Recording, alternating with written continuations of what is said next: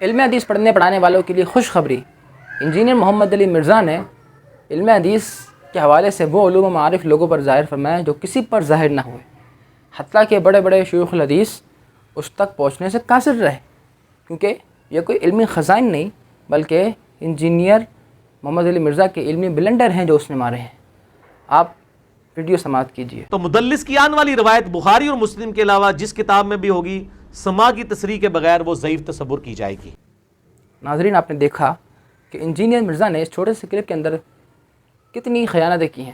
سب سے پہلی بات یہ ہے، انہوں نے کہا کہ بخاری اور مسلم کے علاوہ حدیث مدلس عن کے سیغے کے ساتھ جہاں بھی آئے وہ ضعیف تصور کی جائے گی۔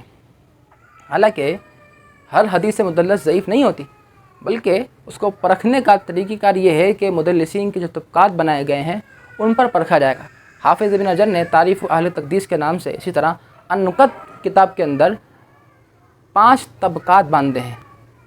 پہلا جو طبقہ ہے، چونکہ ان سے تدلیس بہت نادر ہے اسی لیے ان کی تدلیس مقبول ہے۔ اسی طرح جو دوسرا طبقہ ہے ان کی تدلیس اس لیے مقبول ہے کہ یا تو وہ بہت بڑے امام ہیں جن کی امامت مشہور ہے، یا تو وہ صرف ثقہ سے تدلیس کرتے ہیں، یا ان کی تدلیس بہت قلیل ہے، اس لیے دوسرے طبقے والے جو روات ہیں ان کی بھی تدلیس مقبول شمار ہوگی۔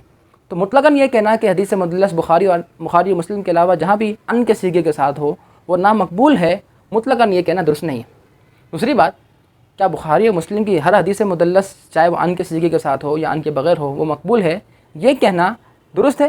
یاد رکھیں، یہ کہنا بھی درست نہیں ہے۔ امام صدر الدین رحمۃ اللہ تعالی علیہ ارشاد فرماتے ہیں، ان فی النفس من ھذا الاستثناء غصۃ، یعنی یہ کہنا کہ بخاری اور مسلم کی حدیثوں کا استثناء ہے، یعنی وہ ان کے سیغے کے ساتھ ہوں، حدیث مدلس جب بھی مقبول ہے ان کا استثناء کرنا، یہ میرے دل میں بات کھٹکتی ہے۔ کیوں؟ لأنها دعوی لا دلیل علیہا، کیونکہ یہ تو دعویٰ بلا دلیل بات ہو گئی۔ ولا سیما ان قد وجدنا كثيرا من الحفاظ يعللون احاديث وقعت في الصحيحين او احدهما بتدلیس رواتها، کہتے ہیں کہ ہم نے دیکھا ہے کہ کئی صحیحین کی احادیث کو علماء نے ضعیف اور معلل قرار دیا راویوں کی تدلیس کی وجہ سے۔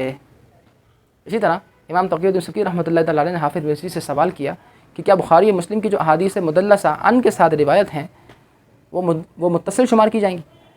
تو آپ نے فرمایا کہ ان کے بارے میں حسن ظن رکھا جا سکتا ہے، البتہ اگر حقیقتاً دیکھا جائے تو ان دونوں کتابوں کے اندر کئی ایسی احادیث ہیں جو طرق غیر صحیحہ سے مروی ہیں۔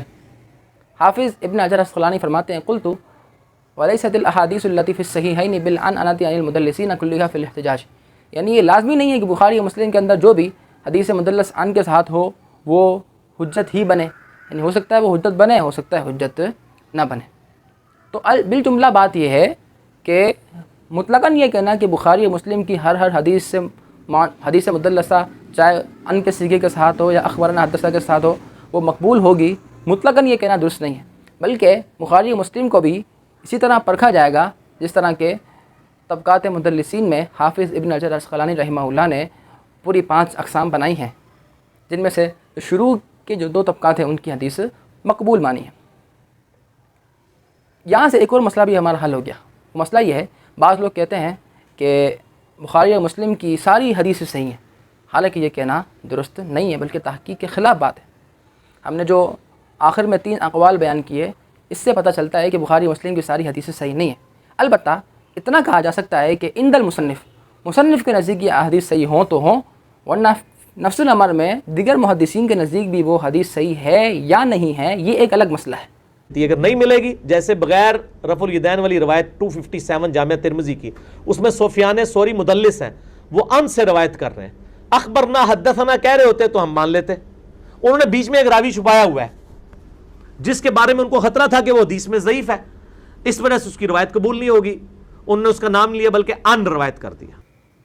انجینئر مرزا نے اس کے بعد ایک مثال دی، ترمذی شریف کی حدیث پاک ہے، حضرت عبداللہ بن مسعود رضی اللہ تعالی عنہ نے ارشاد فرمایا، الا اصلی بکم صلاۃ رسول اللہ صلی اللہ علیہ وسلم، اے لوگو کیا میں تمہیں رسول اللہ صلی اللہ علیہ وسلم جیسی نماز پڑھ کے نہ دکھاؤں؟ فصلی فلم یرفع یدیہ الا فی اول مرہ، پھر آپ نے نماز پڑھی اور صرف پہلی مرتبہ میں آپ نے ہاتھ کو اٹھایا، نہ رکوع میں جاتے وقت، نہ اٹھتے وقت، نہ سجدے میں جاتے وقت، نہ سجدے سے اٹھتے وقت۔